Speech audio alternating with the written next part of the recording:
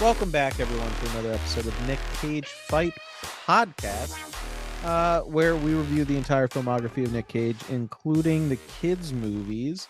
And we're here today to wrap up our review / synopsis of The Croods. I'm one of your hosts, Josh, joined by Rich and sans Ryan today because he hates kids' movies and wants them all to know it in a very demonstrable fashion. But Rich, how are you feeling today?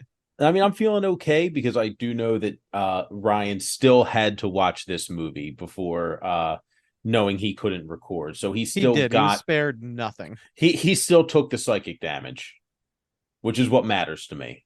That matters to all of us. Yeah. So, yeah, we can jump right into it where we last left our intrepid heroes. They had just had their lives saved by Guy.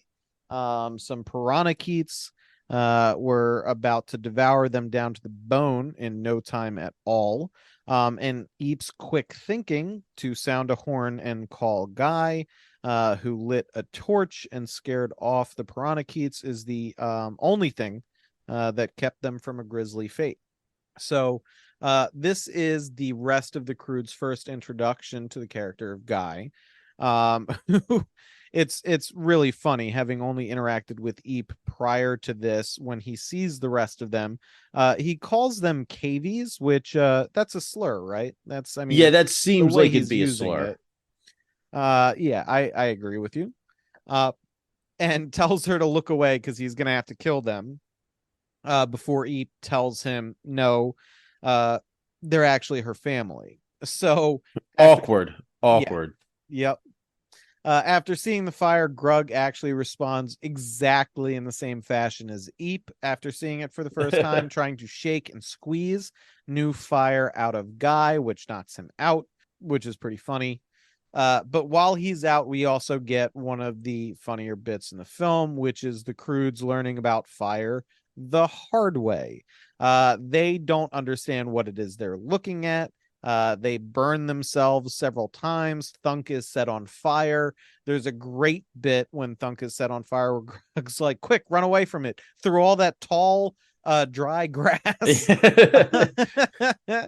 um, so like everything catches on fire, including these gigantic corn cobs, which then rocket into the night sky, exploding like fireworks, which is a clever and fun bit of visual entertainment there. Doesn't it make a Um, whole bunch of popcorn too? Huge popcorn, Yeah. which is solid and just made me want popcorn, which Well, is that's how they get you when this was in theaters. I was gonna say that's a pretty effective move.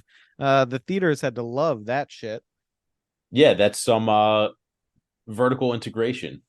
Yeah, 100%. So in the morning, Guy tries to slip away from the cavies, as he called them, but Eep catches him. He explains these basically these bad seismic activities are going to continue to happen, and he needs to get away. He's on a quest, and the Croods are kind of interrupting that a little bit rudely, but they're not big on manners. The Croods, meanwhile, decide they need to take Guy with them in case they don't find a new cave before night falls again. So Guy, the way they conscript Guy into this is shoving him into a hollow log that they then carry around, which is a bit for a solid portion of the film. And I thought was very funny. They just shove him into like this hollow log and just chuck him around. Yeah, it is pretty entertaining. So Guy does manage to talk them into going to the mountain that is, his ultimate destination that he's aiming for. Specifically by explaining it's a fucking mountain. There's a shit ton of caves there. It's great. It's perfect and safe. It's Cave City. Yeah, basically. So the family starts off on their road trip with Guy shoved in the log to keep him from running away. And the the first little montage we get of this is also pretty entertaining because the family is fighting constantly while they're walking. Like we're fading through time basically, and they're still like needling each other, nudging each other, yelling at each other, trying to eat each other at certain points. It's pretty funny. Eep, meanwhile, continues to sort of try and flirt with Guy, which, you can't really blame her. He is the only unrelated dude we've seen her see in the events of the film. So Yeah. that kind of tracks. But Granny, being overwhelmed with hunger, goes to try and eat Belt, which is one of my one of my favorite funny bits in the film, because Belt pulls a fucking switchblade on her, and Guy's like, "Oh, don't do that. He will cut you." Um, so that was pretty Yeah, it entertaining. was I very like that good. one. But the Croods go into survival mode, doing what they know how to do best, which is to find another crazy bird creature and try and steal an egg from it to eat. Also, I'm sorry.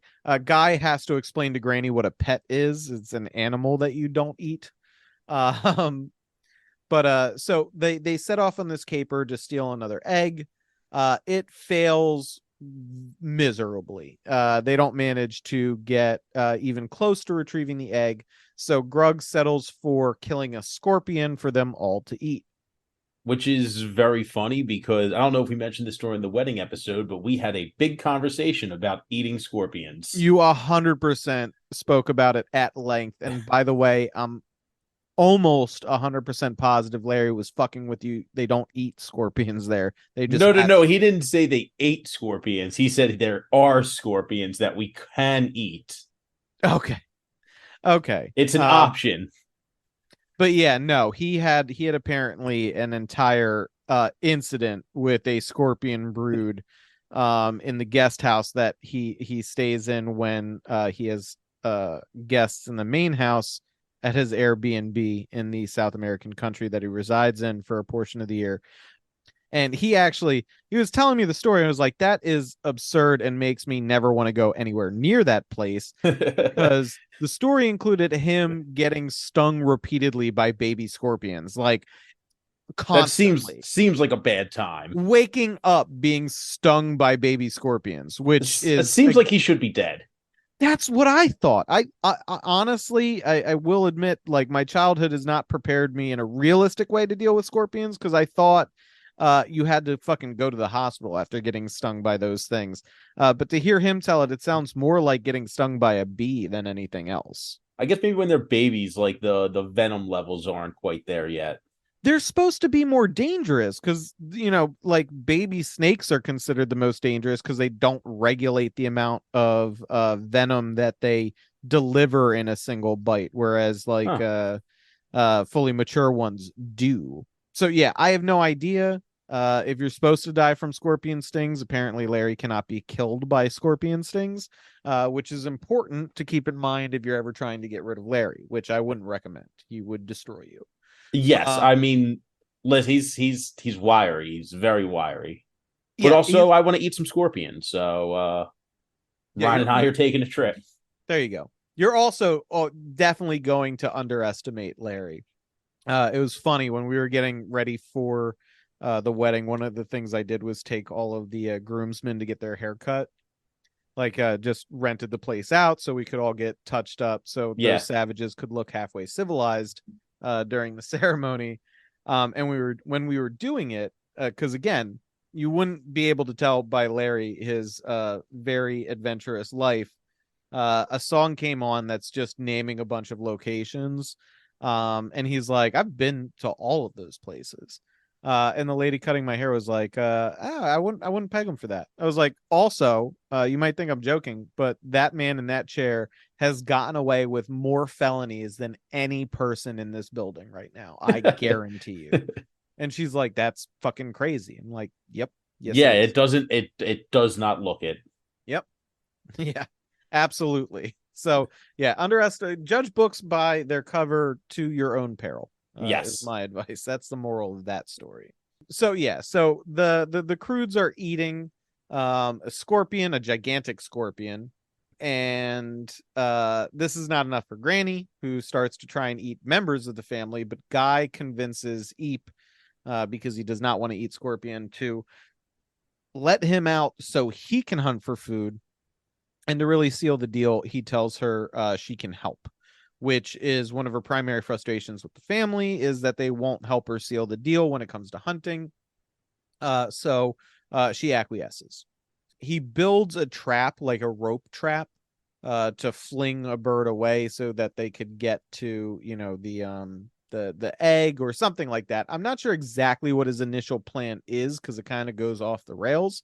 But after building the trap, he then creates essentially a Muppet out of various flora available to them to lure the weird bird monster into the trap. However, he's getting Eep to help with this, and they get tangled up, which ruins the puppet ruse. And the bird ends up sneaking around the trap and attacking Guy, flinging him comedically directly into the hollow log that Eep had helped him escape.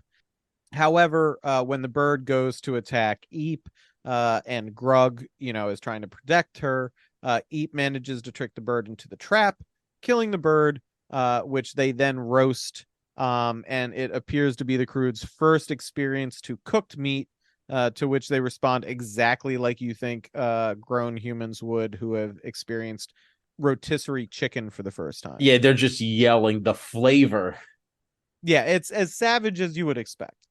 I don't suggest you conduct this experiment, but if you were to raise a child in isolation, feeding them just raw eggs for the first 15 years of their life, and then give them a rotisserie chicken from the supermarket's hot food department, watch how insane they go.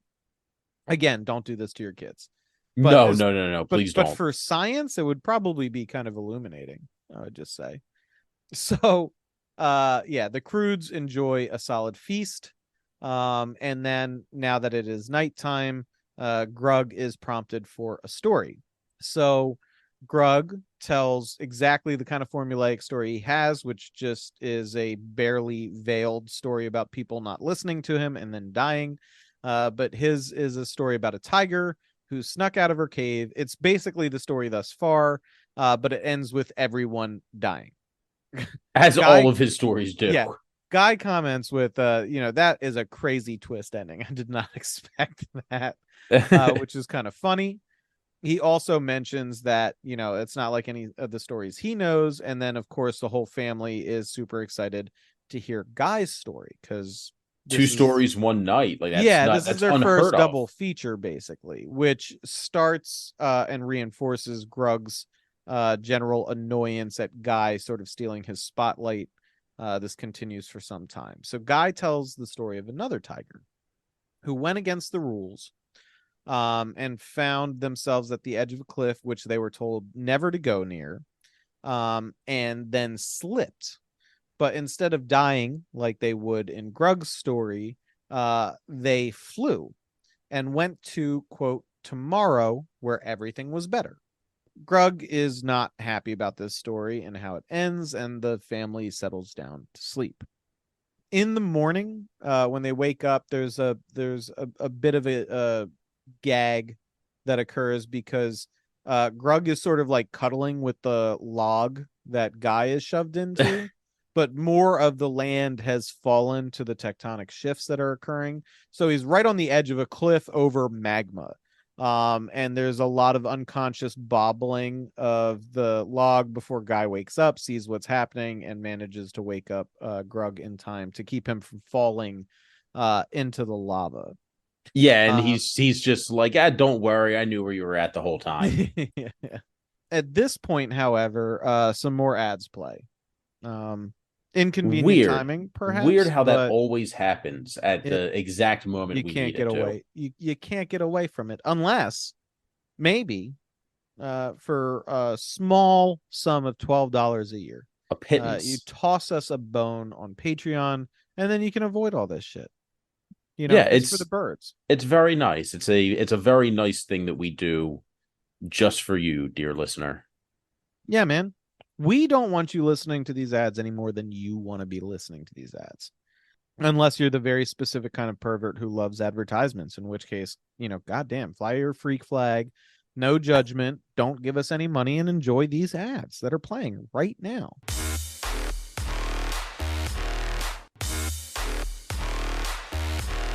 There you go, you little freak. Did you enjoy that, you little piggy? Yeah, you probably did. I don't even know what those ads were, but But you loved them. yeah, I bet you are sweaty and exhausted right now. Good for you. I'm not judging. If that's what you like, keep it up. We can promise you 2 ad breaks every episode. Yeah, I mean, look, there's worse things that you can be into, so. Yeah, I agree. So, Guy is urging the Croods to move faster because their pace is not particularly speedy. Eventually, Eep helps to free Guy from Grug's watchful grasp. This happens right on the edge of a field of very sharp rocks that none of the Croods can pass Another good because bit. yeah, they're all barefoot. They can't get past this field of pointy rocks. But the bit in it is like one of them tries to like, ow, these hurt. And then the next person's like, no, I'll do it. Ow, this hurts. And then the next person is, I'll do it. Ow, this hurts. I did like Thunk is calling out a bit that's pretty funny in this is he's calling out the different things he's trying. He's like, don't try walking on your hands. It's even worse. It's really funny. Yeah, he tries jumping up and down on him. He's like, that doesn't help. So Guy is effectively free at this point. He is further into the rock field than the Croods, and the Croods are completely stymied by this. No idea what to However, do. yeah, Guy has an attack of conscience at this point, and decides to go back and help them. But he has some demands. No more lock. That's basically his only demand. Yeah, it's not even some demands. It's like, just please stop putting me in this log. Demand. Yeah. Singular demand. So they agree, and Guy helps them all fashion shoes of some sort. On one he puts like starfish. On Thunk gets just 2 fish that his Yeah. feet are shoved in the mouths of. And he's He so like just running around, like, what are these? They're eating my. Oh, and he gives what's Emma Stone's name in this again? Ugg or Eek or Eep. something? Eep. Eep. He gives her like a pair of boots, and he has to remind her, no, your feet are still there. Yeah, she's like, where They're, are my feet? And he's like, they're in there. They're in there. It's fine. and they're all stumbling around like when you put boots on a cat. Yeah, socks on a cat or a dog. Yeah. It's a solid bit. But anyway, they all get footwear of some sort. We get a classic like women love fashion bit with Ugga and Eep complimenting each other's shoes. And they cross the field of rocks. So this sets off sort of a montage of Guy teaching them how to outsmart the challenges of nature surrounding them as opposed to just throwing rocks at everything. During this, Eep and Guy grow closer as the family starts getting acclimated to all of Guy's inventions. All of this is to Grug's increasing frustration with the situation. So there's like a couple of individual bits, like they have umbrellas for when it starts raining, and when Guy and Eep cuddle under an umbrella or share an umbrella, Grug takes it from them, then gets flung up into the air and struck by lightning. A bunch of shit like that, basically. He has them use stilts to navigate like a particularly treacherous valley with predators below them, and Grug kicks the saber tooth with the stilts, and the saber tooth then mauls the stilts until Grug is brought down to their level, and you sort of see him flying up, getting batted around by the saber tooth as the rest of the family continues to trudge on. So eventually they arrive at this big sort of stony mesa that's kind of maze like, right? Yeah. Guy wants them all to split up and use shells to communicate via the blowing sounds that they can make on them. But Grug is against this. Everybody has to stay together. That's the only thing that is safe. However, an earthquake occurs and knocks them all sort of separately in these small groups into the stone labyrinth. So Gran and Uga and Sandy the baby end up in a valley with carnivorous flowers, which seems pretty dangerous. However, they witness a frog sort of hopping through that opens its mouth, and at the end of its tongue looks like a flower. So it sticks it up in the air and continues through the carnivorous plants unaffected. So Uga, Granny, and Sandy fashion sort of flower hats for themselves, having learned how to invent and outsmart the dangers around them from Guy. Where are we? Thunk ends up by himself, immediately terrified. He runs into some sort of like crocodile dog Yeah. hybrid situation that he basically gets scared and passes out almost immediately. Yeah, Yeah. he knocks himself out on a rock, but eventually he comes to, and it turns out this creature is very much like a dog. Thunk keeps throwing the shell, the dog keeps bringing it back, type thing. Yeah, it's playing fetch. Yeah. Eep ends up in this like beautiful crystal cavern oasis where Guy is sort of spying on her and dropping flowers down on her. She figures him out quicker than he expected, surprising him and knocking him down. And Grug this whole time just keeps wandering in circles. Like he sets off in a direction and then we see him like walk right back into the same frame he was just in. Incredibly lost. When Guy and Eep sort of get out of the labyrinth, Guy is standing behind Eep and sees her do this thing that she's prone to do, lifting her hand up to catch the last rays of sunlight before it dips below the horizon. Guy actually has a similar ritual that he does, and they share a little bit of a moment together. They are, however, interrupted by Thunk, Uga, Gran, and Sandy, all making it out of the maze because they've embraced this change, using their smarts to outwit a lot of the dangers. Right, instead of just beating the shit out of things and then running into a cave. Because that doesn't work here. Exactly. However, Grug is still lost and has finally resigned himself to sounding the "I'm in trouble" shell note. So Uga goes to find Grug and bring him back to the group. The family has now, they're all Team Guy. Nobody is Team Grug anymore, and it is bumming him out. That night, the family is up in a tree while Grug is down, still on the ground.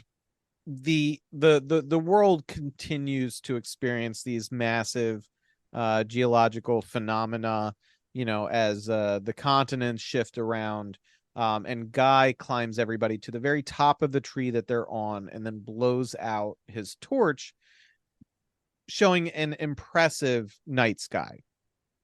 If you've never had the opportunity to do this, I recommend.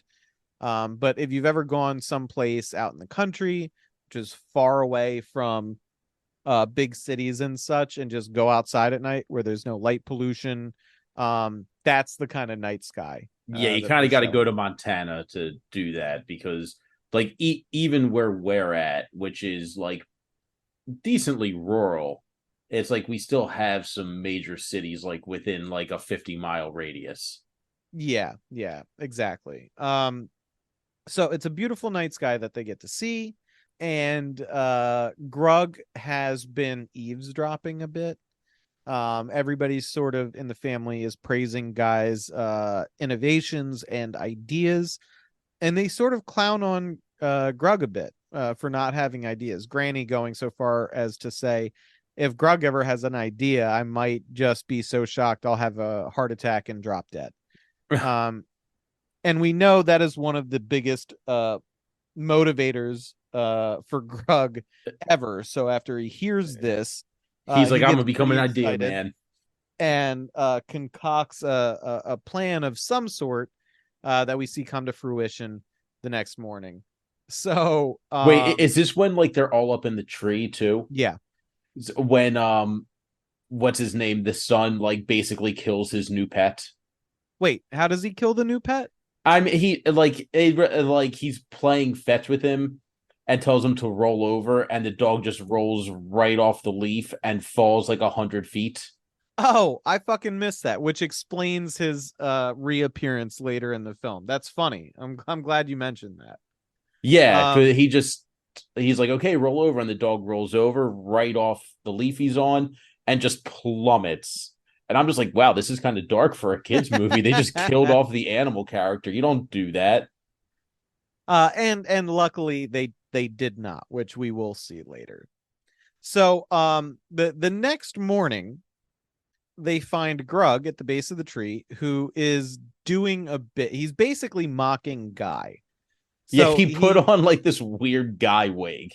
yeah, he has like a Guy dreadlock wig on, and he's mimicking what he thinks is Guy's speech patterns, which is It's California yeah, surfer, basically. exactly. That's exactly what it is. He's saying dude a lot. And he shows he has all of these great ideas and inventions now, including shades, which are just flat pieces of bark that keep you from seeing anything. There's the wig that he's wearing, which he calls a rug because it rhymes with grug.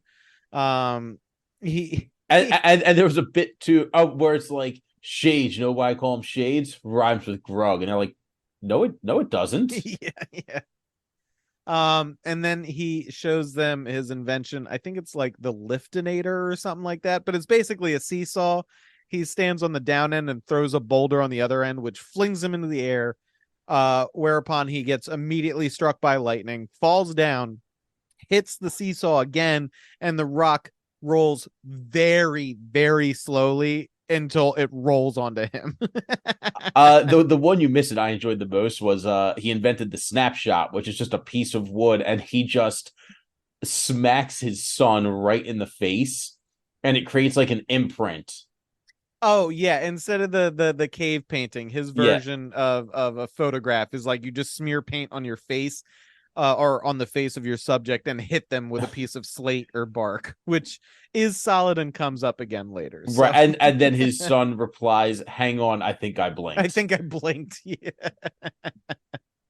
Solid kids movie humor. It's solid physical comedy. Yeah, That's what it is. You all would be eating this up if this was in a bit on SNL back when Chris Farley was still gracing us with his presence on this yeah. earth.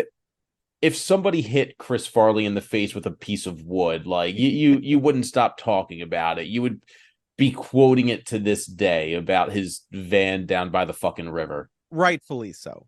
Yeah. Rightfully so.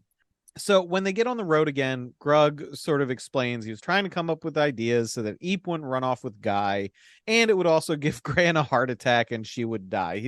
He's venting to his wife Uga, which is kind of funny. Yeah. And Because it's her Uga, mom. yeah, also, which Uga does not take any offense to that part about Gran dying, but she's just like, you're fundamentally misunderstanding what Eep is going through. And that's silly. Even if you successfully did this, it wouldn't have accomplished what you wanted. So they make it to the foot of the mountain, just ahead of more explosions and earthquakes going off behind them. Grug puts his foot down and tries to get everybody to go into a cave. Like this danger is getting very close at this point. They've made it to the mountains. There is a cave. Let's go in. Unfortunately for Grug, the whole family stages a mutiny at this point. They're like, nope, your ideas suck. Guys' ideas are good. We are gonna go with Guy. This is the final straw for Grug. Yeah.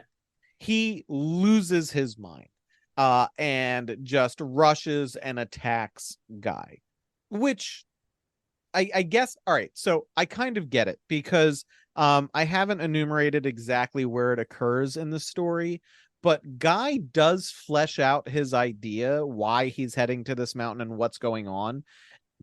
And it all sounds like an absolute fucking fairy tale. Like there's this element where they are doing this contrast between the practical and the dreamer, right? Right, and Because like the whimsical kind of. yeah, because when Guy explains what he's doing and the meaning behind the tiger that flew story, he's like, yeah, no, what we're going to do is we're going to go up to the highest spot possible and we're going to jump onto the sun and we're going to follow the sun. So it's always tomorrow and tomorrow's better than today type thing. And you're like, well, that's fucking nonsense. That's not a plan at all. It's kind of insane. Yeah, kind Um, of. yeah, it's demonstrably insane. However, this confrontation has finally come to an absolute head. Grug has tackled Guy and is chasing him, intending to do severe bodily harm to him. In the scuffle, they end up falling into this viscous black liquid that drops off a cliff in like the slowest waterfall you've ever seen. And it's the La Brea tar pits, basically. Yeah, it's tar, and it comes into play later. Indeed, it does.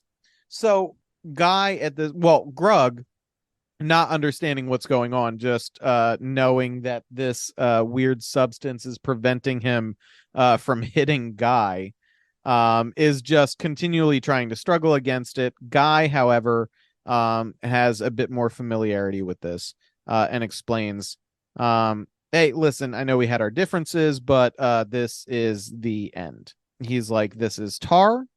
Nobody makes it out of this. This is how my whole family died. So, we're done. No need to fight anymore. Don't struggle. That's just going to make it worse. But nobody's getting out of this. And so Grug actually has a bit of a human moment, sort of sympathizing with the loss of a family. And Guy sort of explains where he got his outlook on life, where his mother's last words were to not be afraid and to keep chasing the light, and live his life. And so Grug, apologizes to a certain extent, and then is like, hey, look, you're an idea guy. We just need one of your ideas, and I'm strong and I can help you pull off this idea. Right, like I'm like, use me as a tool at this point. Yeah, like we have our strengths. If we work together, that is, going to be more powerful. It's a solid classic kids story, moral, classic, absolute classic. Yeah. And sure enough, because a kids movie is not going to end with these two dying right here. Although That'd be I would have wild. to grant it, ballsiest kids movie storyline of all time. Were they to go that route? They put together a plan. And the plan is one of the only plans Guy has ever had, which is to make a Muppet out of plant material and lure an animal in. And so they put together a saber-tooth Muppet, and they have Belt the Sloth play a dramatic tune on a rib cage of something else that's died in the tar pits, and they try and lure over a saber-tooth. Unfortunately, their combined act is not selling it. The Sabretooth does not think this lady Sabretooth is in enough distress, at which point Grug takes over all of the puppetry tools and puts on an incredibly convincing performance all by himself, which causes the Sabretooth to come by, grab the puppet. Grug uses his strength to hold on to the elements of the puppet and pull him and Guy safely out of the tar pits. Unfortunately, with the ruse now ruined, the Sabretooth quickly turns on Grug and Guy. However, and I did not really catch this part. Maybe you caught it, Rich. Mm-hmm. I don't know if he had Belt set it up, but another one of his classic rope flinging traps throws the Sabretooth away from them, keeping them from dying after this. I did not catch how it happened, to be perfectly honest with you. Yeah, I don't understand either. But that's how it works out. Yeah, like it's fine. It's Kids aren't big on fucking continuity errors. So yeah, it's I fine. don't think Like any of them had any problems with it. no. So the family catches up to them at this point, just as more earthquakes start to shake the land. Grug, finally a believer in this new way of approaching problems, tells them they all have to follow Guy. He takes them to the top of the mountain where they see the sun that they can, quote, ride to tomorrow. The rest of the landscape is absolutely covered in fog. They race towards the sun, and we see, and I have to admit, for an animated film, I thought this was pretty visually um arresting or interesting, intriguing at the very least. There's this Mm-hmm. full fog landscape and the sun obscured by the fog, and then we see like almost like a series of explosions. It's essentially a crevice forming as the land cracks, um coming from both directions to meet in the middle in this terminus, cutting the family off from this other side of the land. They race towards it, but unfortunately just do not make it in time. They're stuck now on the side that is still experiencing this massive seismic activity. And this is where the family all immediately abandons their new principles and is like, we have to run to the cave. Even Guy is like, we have to run to a cave. We are stuck. This devastation is happening all around us. Let's get to a cave. Maybe we'll survive from there. Grug, however, has truly experienced change, unlike the rest of these fucking fakers, and says, no, we're not going to the cave. We're not running anymore. He then mimics the ceremony that Eep and Guy both found that they shared, holding his hand up to the rays of light from the sun that are breaking through the fog cloud. He says, we're not going to end, no more caves. We're going to follow the light. I might not have good ideas, but I'm strong, and that's all we need right now. And then he picks up Guy and throws him across this crevice, getting him to the other side safely. Yeah, Guy and then blows. like Guy blows his thing, which of course is a universal sign for here are some advertisements. Indeed, indeed. The sounding of the conch shell means listen to these fucking ads, you dirty perverts. I can only assume if you're not giving us $12 a year, a single dollar a month, to avoid these ads, you're just a filthy pervert who is ready to tug your rotten pecker to these ads for BYU.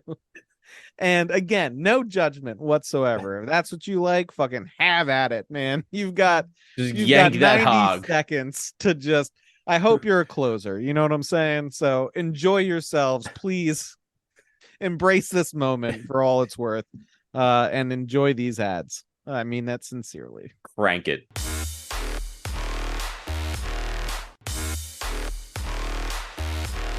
All right, hogs have been cranked. We have we have ads at the end of the episode, so just get ready to reload, I guess. There you go. So with Guy safely on the other side, Grug continues to go through his family. Thunk is up next, and Grug tosses him over. Next, Uga and Sandy, who share a brief moment with Grug before he tosses them across. Gran gets thrown next, and then finally it is Eep's turn. She hesitates. She's realizing, I guess as many kids do. I mean, I don't know. I had a bit of a complicated relationship myself with my parents, but I do think everybody has some level of this moment with their parents where they realize they're more autonomous and are leaving sort of this safety shelter. If you fuck up under your parents' watch, usually in most cases, it's your parents' fucking responsibility to Yeah. mitigate the consequences. And at a certain point, that safety net is just dragged away.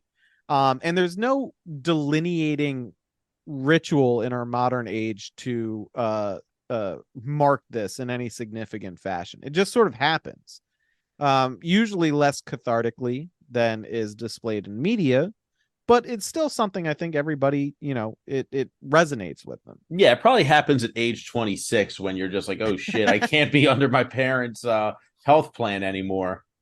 I mean, that's one of the modern signs. Like, if you are past the age of 26 and right now you're listening to this thinking, my parents still pay my cell phone bill, grow up, okay?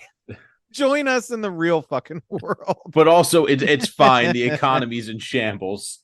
Yeah, no, I'm joking. Obviously, the line has gotten more blurred, but here I think is a universal human moment. Even if this is a kids' movie, there's value in stories. I think honestly, despite the hilarity of our general mission statement, which is just to cover every Nick Cage movie, at its heart, I think we all love stories. I know I do. Well, yeah, I think we all do. And you know who else does? Nick Cage loves a story. He does. That's why he keeps To doing it.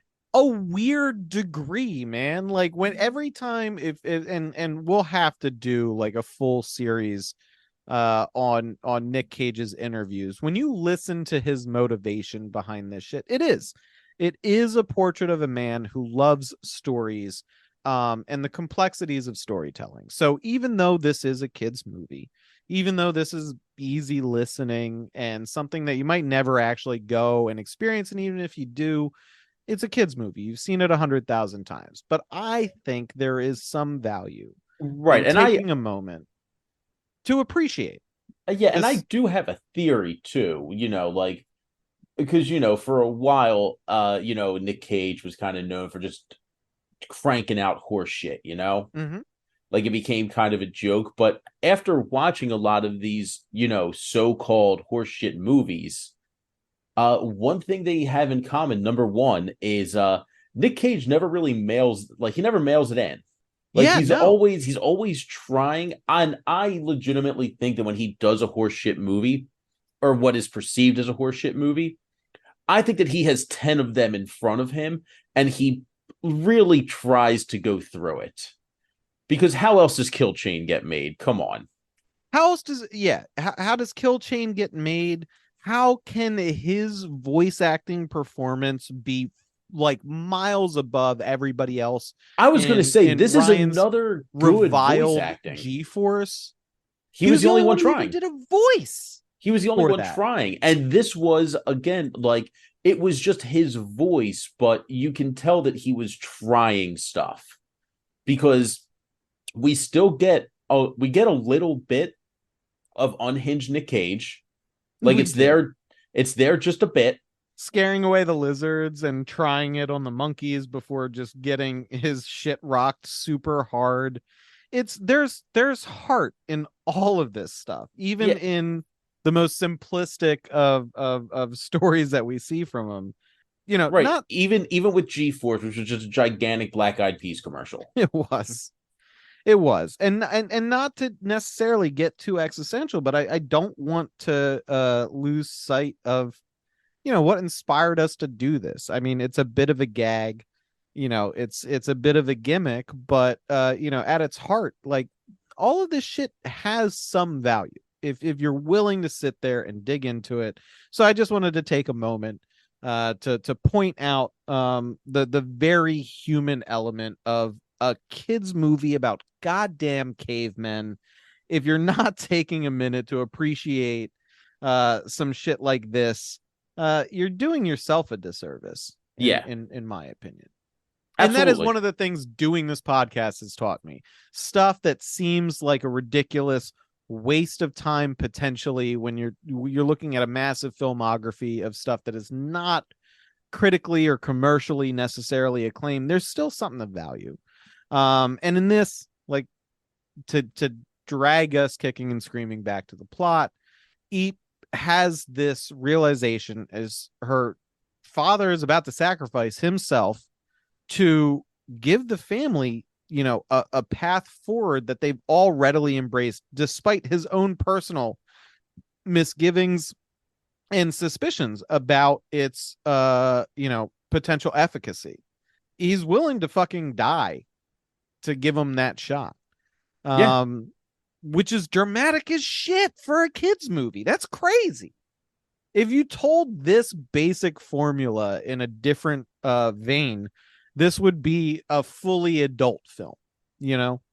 Oh yeah. Um, so so, Eep hesitates, saying she has so much to say, she has to fix this rift that's come between her and Grug. And in a pristine example of parenting, Grug stops her and is like, there's nothing to fix. You think there's something to fix, but this is my job. And this is you do it thankless, not, it's all implied. There's nothing that needs to be said. And he then gives her a hug, which the bit here is that this is the first time a hug has been invented. And Eep It's is a like, good oh, bit. this, yeah. She's like, oh, this is nice. What is this? And Grug's like, I call it a hug because it rhymes with Grug. But if you don't like that, you can rename it. And she's like, no, no, no. I like that. It's such a good joke that I wonder if they settled on the name Grug after they'd written this bit.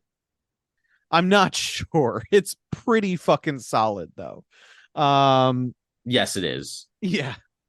So he then throws her across as in fact more land is falling away on their side of the crevice at this point, but he throws her, telling her the last thing he's saying to her is to never be afraid, going back on literally the Crude family motto at this point. Right, which is just be afraid of everything.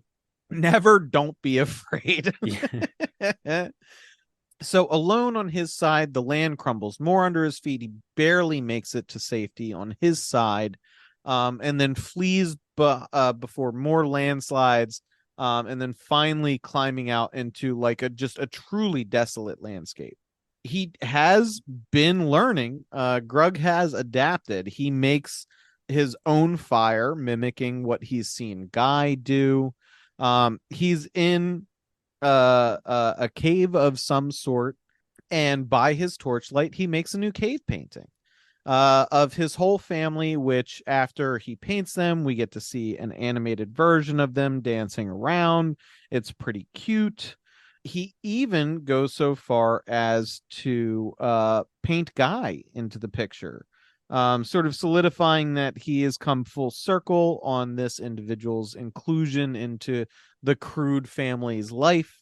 And finally, we pan out and see his completed cave painting, which is all of his family members encircled in his arms. Grug's arms are encircling all of the other portraits on the cave wall. It's nice. It is adorable. Unfortunately, at this point, the Sabretooth makes another appearance, cornering Grug in the back of this cave and then blowing out the torch. Right after this happens, more explosions and earthquake sounds happen. So the light comes back on with both the Sabretooth and Grug rapidly blowing on the embers to bring them back to life, and then cuddling up to Grug. Again, more adorable shit in an adorable kids movie. Pretty straightforward.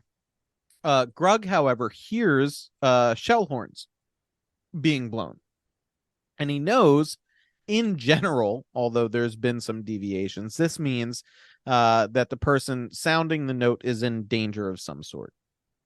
And Yeah. Grug is, call him any number of things, but at his heart, he is a family man, and he believes his family is in trouble. So he sets off to get to them no matter what and save them.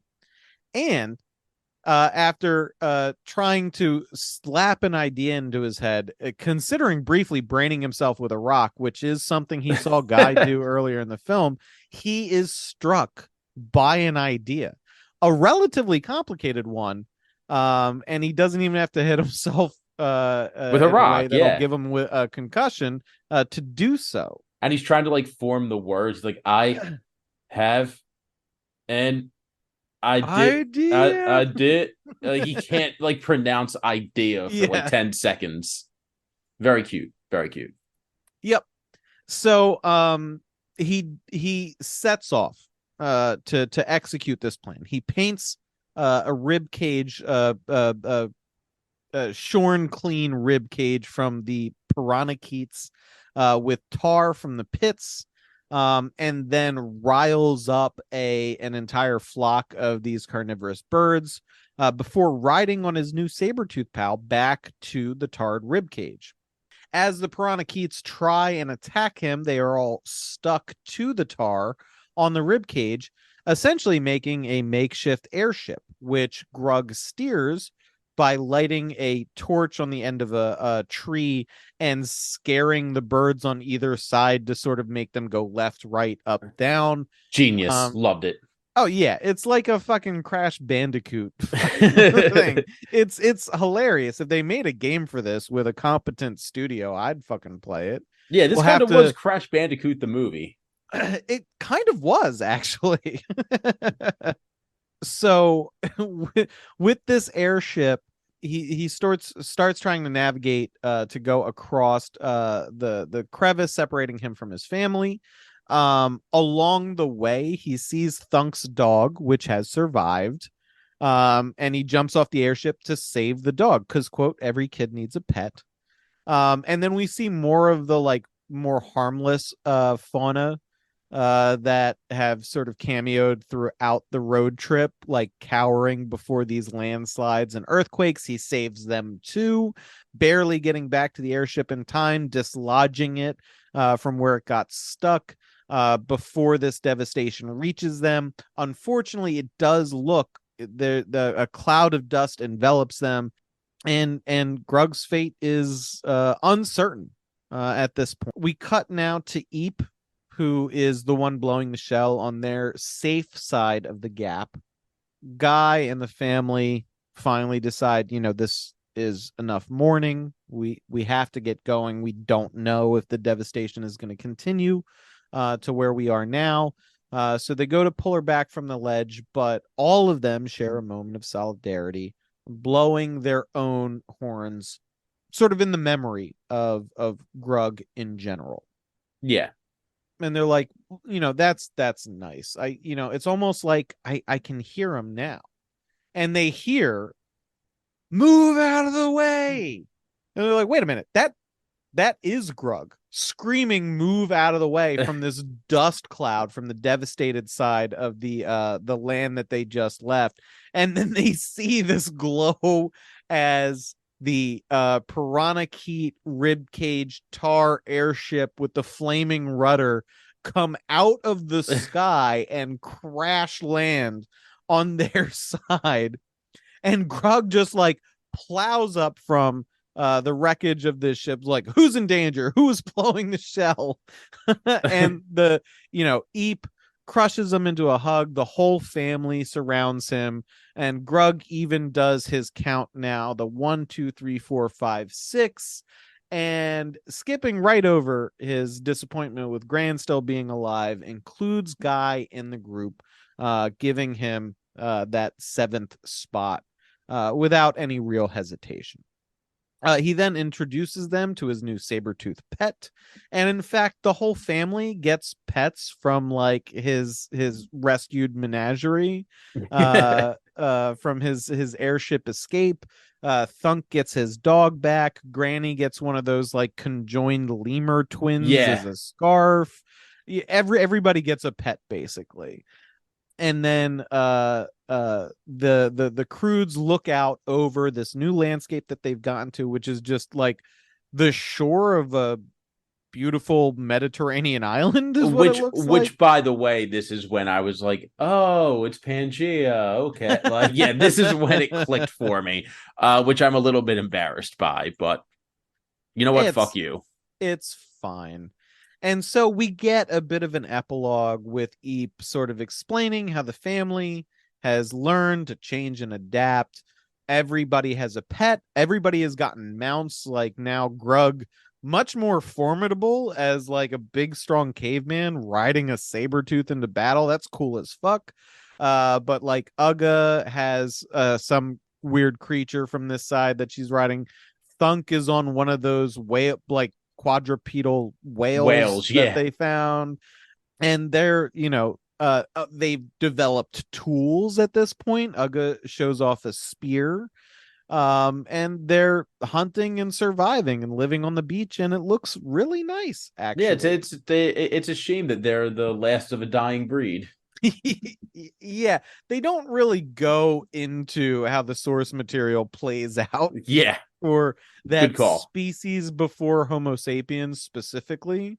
But also, I'm not nearly up enough on anthropology to tell whether or not that's just phrenology that's so old that it's acceptable. I mean, I don't know the true genetic differences between like Homo erectus and Homo sapiens and shit like that. I never specialized as far as my academic journey with that shit. So who No, fucking knows? Also, does not matter. This is a fucking kids it's a movie kids and it's movie. Who enjoyable cares? to everybody unless you're Ryan. It's fine. Yeah, but you know what? He at least has to listen to this to edit it, and that's enough for me.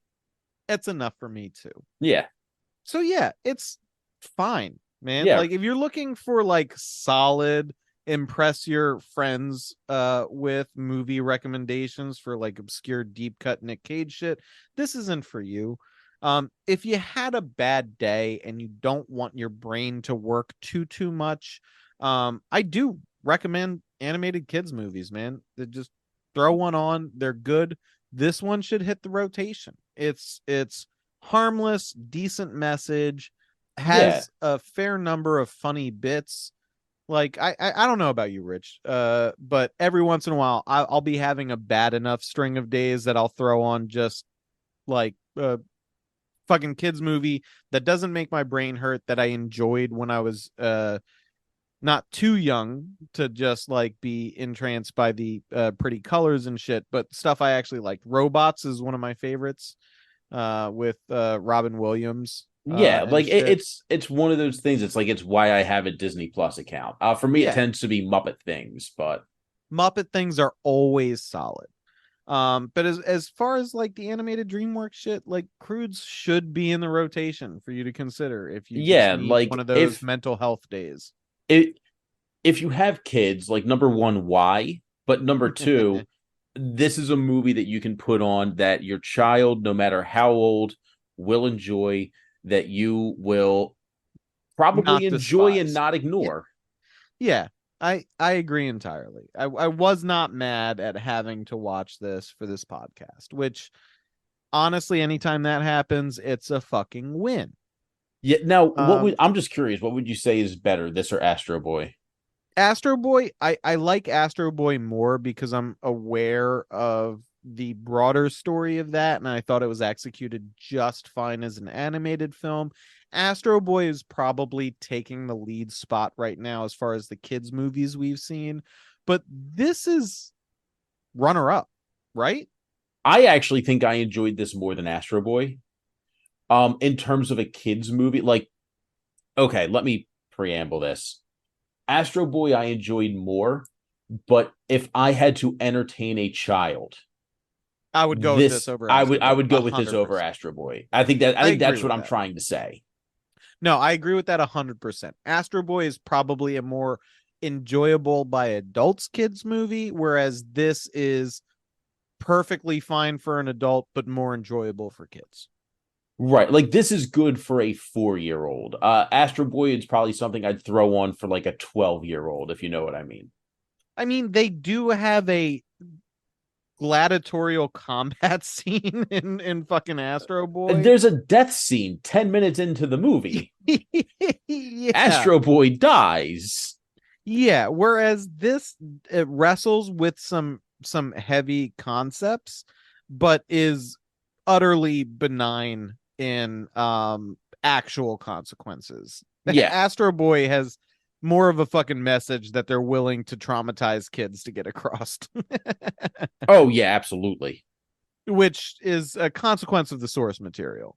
But yeah, no, this was fine. This was fine. It's enjoyable. I think we've extolled its virtues just fine. You should have a good grasp of it by now. Like I said, bad day, throw it on. It's not going to hurt you. It's probably going to make you feel a little bit better. Absolutely. So what's next for us? What's next is Red Rock West. I A am movie I am not familiar with. I'm I not am either.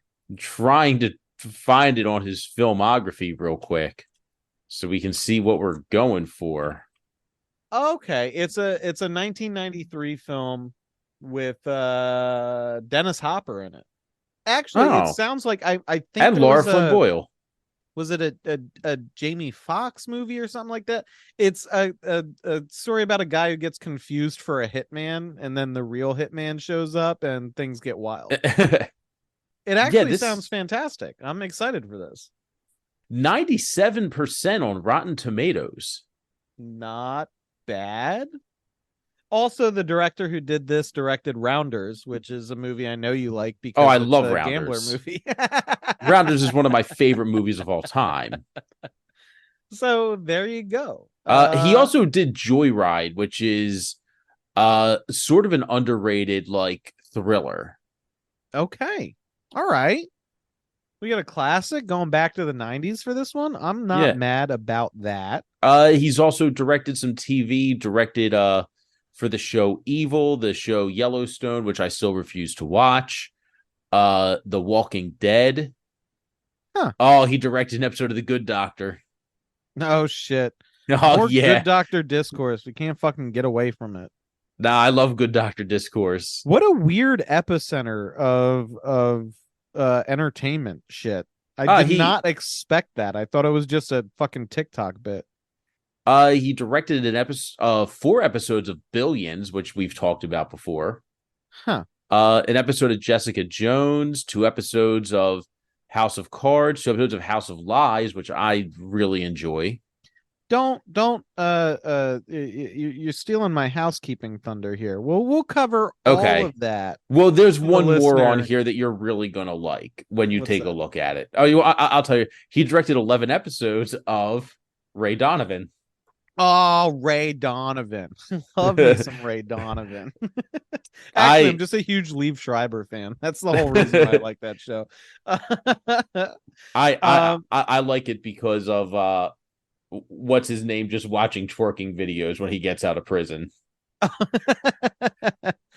Ah, shit. Now I want to rewatch Ray Donovan. Anyway, that's a solid next pick for us. Please join us next time for when we cover this film. In the meantime, you can find us on social media. We're still on X or Twitter or whatever the fuck it is. Until they charge us. Yeah, until they charge us at cagefight_pod. Check us out on Patreon. Yeah, more importantly, patreon.com/Nick Cage Fight. It's like our own personal Twitter. Yeah. That we don't have to pay for yet. Yeah. If you're an uncle, check us out on Facebook. But otherwise, thank you as always for listening to us, and remember that we appreciate you. Oh bye-bye. shit, I'm Ryan. Bye-bye. Oh. I thought we were both gonna do a bye-bye on that. Okay. Oh, but hold on. Let's do a take 2 and you fucking keep this in, Ryan. I want to know I want the listeners to know that without you, we are in chaos. Yeah, absolute anarchy. Ready? Yes. Bye-bye. Bye-bye. Perfect. Loved Completely it. unsynced. Loved it. Put it in. Done.